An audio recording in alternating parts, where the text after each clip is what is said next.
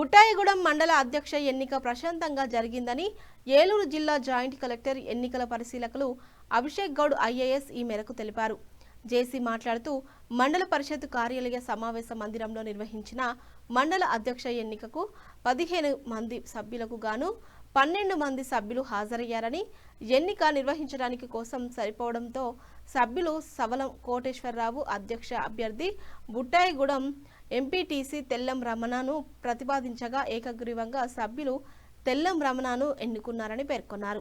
ఈ నేపథ్యంలో అధ్యక్షులు రమణ మాట్లాడుతూ మండల అభివృద్ధికి ఎంపీటీసీలతో కలిసి కృషి చేస్తారని తెలిపారు. అందరికీ నమస్తే. నా పేరు తెల్లం రమణ. ఎంపీపీగా ఎన్నికయ్యానండి. మండల పరిషత్ సమావేశానికి అందరూ వచ్చారండి. అందరికీ సమానాయంగా చేస్తాను, ఎంపీటీసీకి అందరికీ సమానాయంగా చేస్తానని చెప్తున్నానండి. అలాగే ప్రతి ఎంపీటీసీలతోనే సమావేశం పెట్టుకొని ప్రతినిధులు కూడా ఎంపీటీసీలతో సమానంగా చేకూరుస్తానని చెప్తున్నానండి. బుట్టాయిగూడెం మండల పరిషత్ అధ్యక్షులు ఎన్నికల కండక్ట్ చేశాము.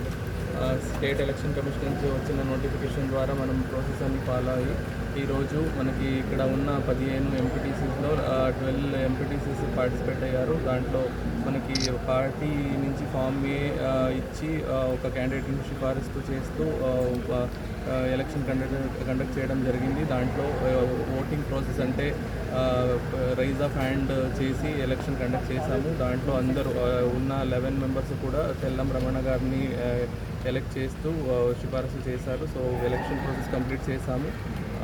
యాజ్ పర్ ప్రొసీజర్ జరిగింది. ప్రిసైడింగ్ ఆఫీసర్ ఆడియో జంగారెడ్డిగూడెం గారు కూడా దీంట్లో ఉండి యాజ్ పర్ ప్రొసీజర్ అన్నది కంప్లీట్ చేశాము.